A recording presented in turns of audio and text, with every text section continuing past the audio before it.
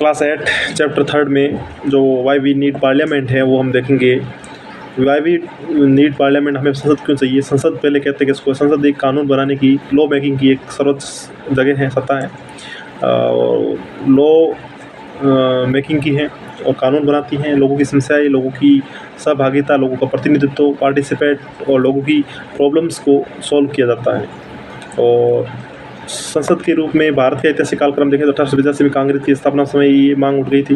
1909 में कुछ थोड़ा सा प्रतिनिधित्व दिया था। 1919 के जो पार्लियामेंट्री एक्ट है उसमें पहली बार संसद के रूप में प्रांतों में द्वैध शासन दायर की और केंद्र में द्विसदन सदन जो काउंसिल ऑफ स्टेट्स और राज्य विधानमंडल ये आया। 1935 में द्वैध शासन केंद्र में दे दिया गया और 9 दिसंबर 1946 को पहली बार संविधान सभा का जो गठन हुआ और 2 साल 11 माह 18 दिन तक चली। संविधान सभा ही आगे संसद के रूप में भारत में काम करती है। 1952 में जब लोकसभा के चुनाव होते हैं फिर संसद का निर्माण होता है। 1954 में काउंसिल ऑफ स्टेट होती है जो 1919 में बनी थी, वही राज्यसभा के रूप में आगे काम करती हैं।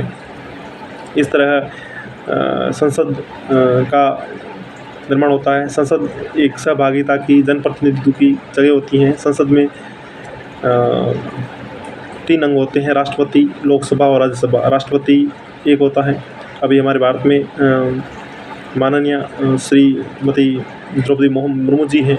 और लोकसभा और राज्यसभा, लोकसभा में 500 मेंबर होते हैं, 550 मेंबर होते हैं और राज्यसभा में 250 होते हैं। अभी 243 हैं और 245 है। और